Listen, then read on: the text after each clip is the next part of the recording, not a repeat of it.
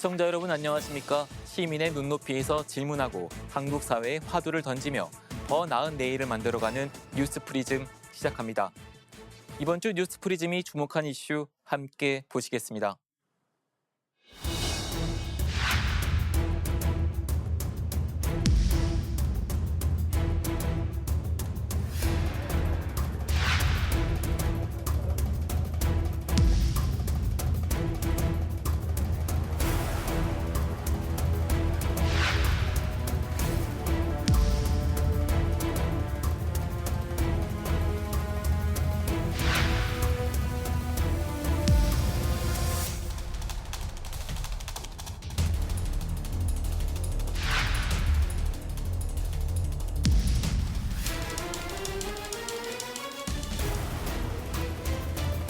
정부는 외교 역량을 총동원해 해외 물량 확보에 총력을 기울이고 있습니다. 급한 것은 공공부문 여유분을 우선 활용하고 긴급 수급 조정 조치 등으로 수급 안정화에 만전을 기할 것입니다. 국민들께서는 지나친 불안감을 갖지 마시기 당부드립니다.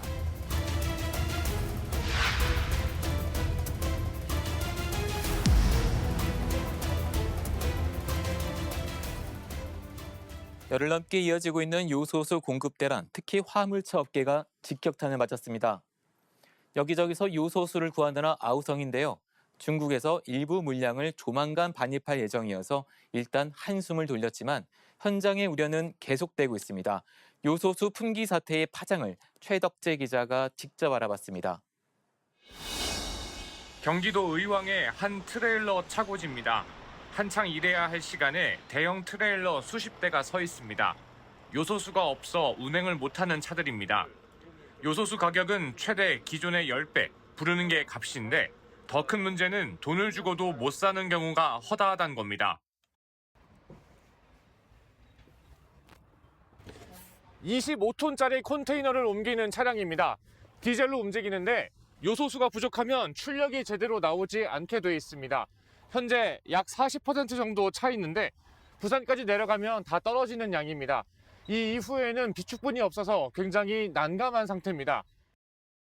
휴게소를 들려서 못해도 한두 시간 정도를 대기를 하면서까지 지금 아마 요소수를 공급을 해야 하기 때문에 평소에도 4-5시간밖에 못 자는데 지금 거의 한두 시간 정도를 또 시간을 뺏겨버리니 매달 할부금도 나가야 되고 주유하는 것도 나가야 되고, 근데 지금 주유 경유값보다 지금 요소수 값이 2-3배가 더 비싸 버리니. 화물차뿐 아니라 선박에서 짐을 내릴 때 쓰는 장비들도 요소수가 필요합니다. 부두 인근 주유소 창고에는 요소수가 몇 통 남지 않았습니다. 이제 10,000원 정도에 팔던 요소수를 50,000원, 60,000원에 팔아야 되는 상황에 처해 있는데 대부분의 그 소비자들께서 열악한 그 환경에서 근무하는 화물 종사자들이셔서 도저히 그 가격에는 판매할 수가 없어서 가져온 가격 그대로 제공하고 있는 상황입니다. 컨테이너 화물이 드나드는 항만 운영에 당장 차질이 빚어지진 않고 있지만 지금의 부족 사태가 계속된다면 수출입 물동량 처리가 지연될 수 있습니다. 현장에선 운송비 상향 등 구체적인 대책이 절실하다는 목소리가 터져 나옵니다. 운송비가 오르지 않은 상태에서 유가가 올라버리니 점점 금액은 줄어들고 요소수까지 올라버리고 운송은 기본적으로 30에서 50%는 줄 수밖에 없고요. 걱정은 화물업계뿐만이 아닙니다. 요소수를 넣어야 하는 버스, 구급차, 쓰레기 수거차, 건설 현장에 투입되는 레미콘까지. 소방서에는 소방차 운행에 차질이 없도록 해달라는 시민들의 익명 기부가 이어지고 있습니다. 요소수 품귀 현상이 이른 시일 내에 해소되지 않으면 일상생활 전반에 큰 불편이 예상됩니다. 연합뉴스 TV 최덕재입니다. 이번 대란이 발생하기 전까지 요소수에 대해 알고 계셨던 분들은 많지 않으셨을 겁니다. 그만큼 일상생활에서 들어보기 어려운 용어입니다. 그럼 요소수란 무엇일까요? 물에 요소 성분을 섞은 것입니다. 경유차에서 발생하는 질소 산화물을 중화시켜줍니다. 2015년 이후 등록된 경유 차량에 필수적으로 사용돼 왔는데요. 요소수를 제때 넣지 않으면 어떻게 될까요? 계기판에 경고등이 뜨고 시동이 걸리지 않거나 출력이 나오지 않을 수 있습니다. 요소수 없이는 사실상 운행이 불가능하도록 차량이 설계된 것입니다. 최근 요소수 대란 속에서도 경유차 가운데 승용차는 큰 타격을 입지는 않았습니다. 요소수 10리터만 넣어도 1만 킬로 이상 주행할 수 있기 때문인데요. 그래서 정부는 승용차 한 대당 한 번에 최대 10리터의 요소수만 살 수 있게 긴급 수급 조정 조치에 들어갔습니다. 문제는 앞선 리포트에서 보셨듯 화물차입니다. 장거리를 운행하는 이런 차들은 하루에서 이틀에 한 번씩은 요소수를 채워 넣어야 합니다. 그나마 중국이 이미 계약된 물량에 대해 수출 검사 절차를 진행하기로 해 발등에 불은 끌 것 같습니다. 2달여간 사용할 수 있는 요소수를 확보한 셈인데요. 그런데 계속 요소 수입을 중국에 의존해야 할까요? 국내에서는 생산할 수 없는 것일까요? 안타깝게도 요소를 생산할 수 있는 공장이 국내에는 없습니다. 마지막 공장이 문을 닫은 지도 10년이 됐습니다.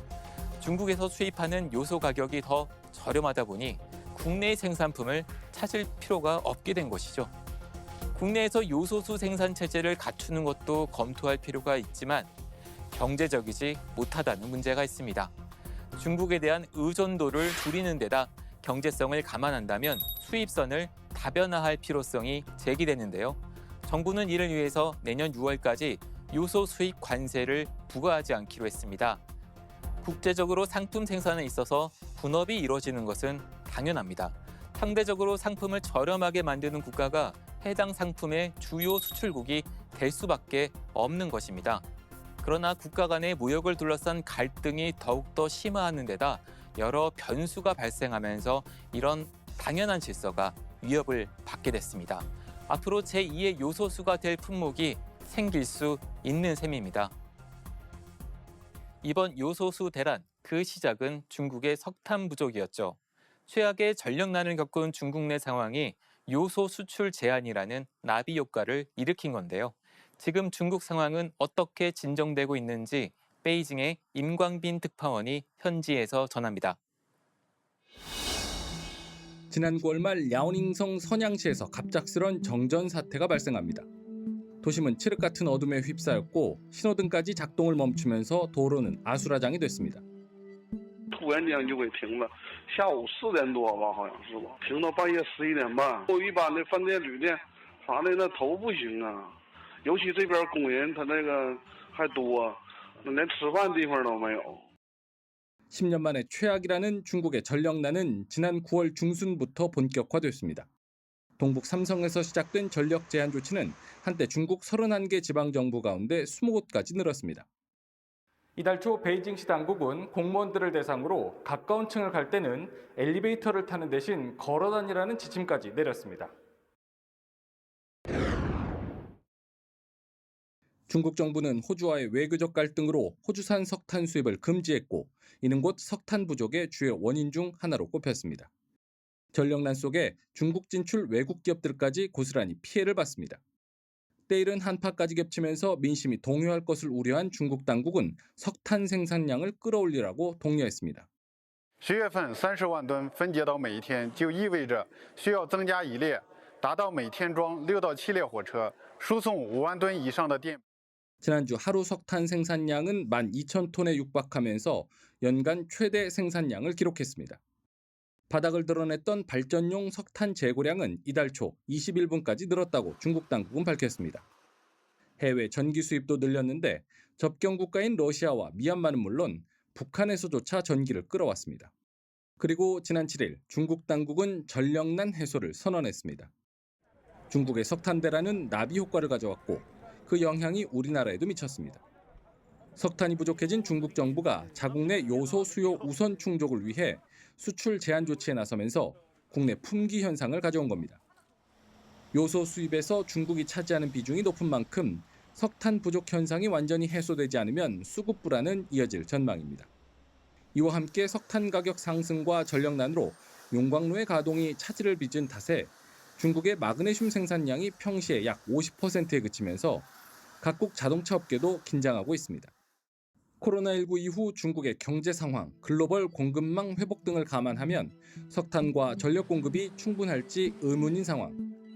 그렇다고 중국이 마냥 석탄을 수입해 발전을 늘릴 수 있는 입장도 아닙니다. 시진핑 중국 국가주석은 2030년 중국의 탄소 배출량 정점 그리고 2060년 탄소 중립 실현이라는 목표를 제시했습니다.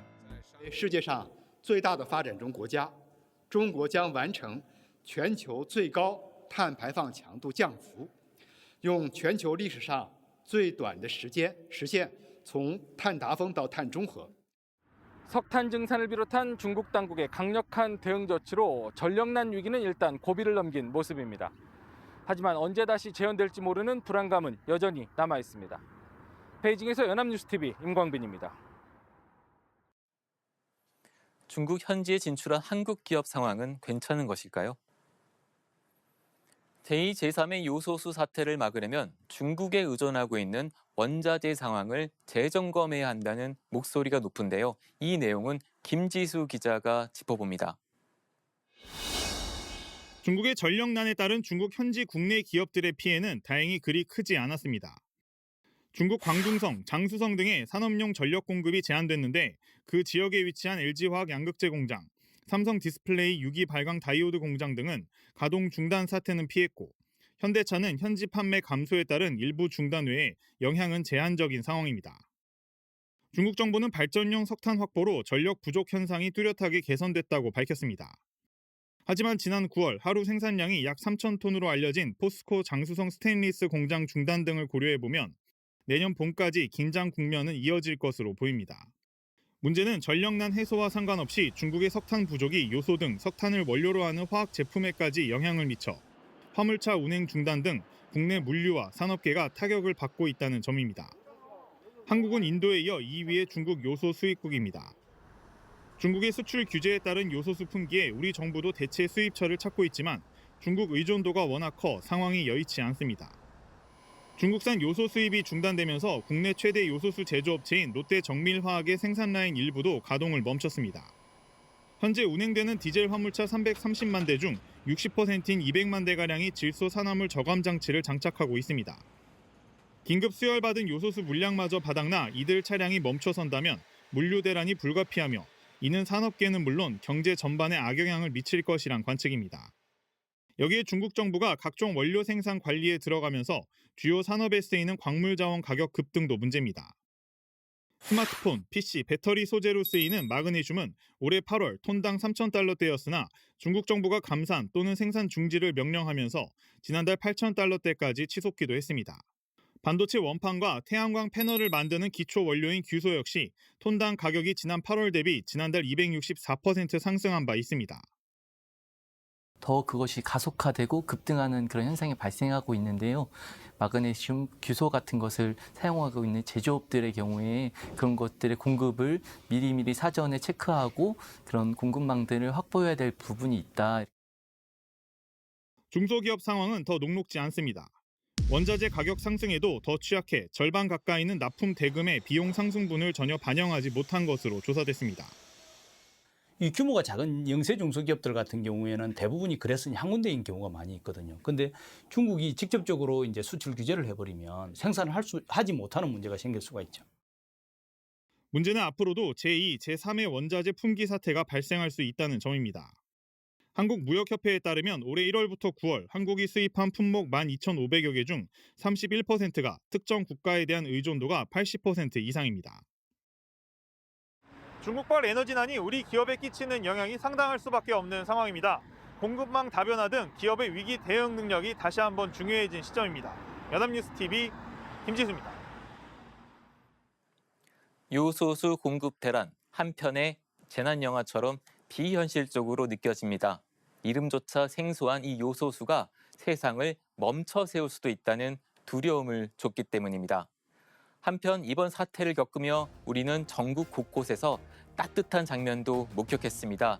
익명의 기부자와 시민들이 요소수를 기꺼이 나눔하는 모습이었습니다. 정부는 늦장 대처로 비판을 받기도 했습니다. 문제 해결은 정부 몫입니다. 코로나 시대를 힘겹게 헤쳐온 시민들이 또 다른 재난에 처하지 않도록 확실한 대처가 필요합니다. 이번 주 뉴스프리즘 여기까지입니다. 시청해주신 여러분 고맙습니다.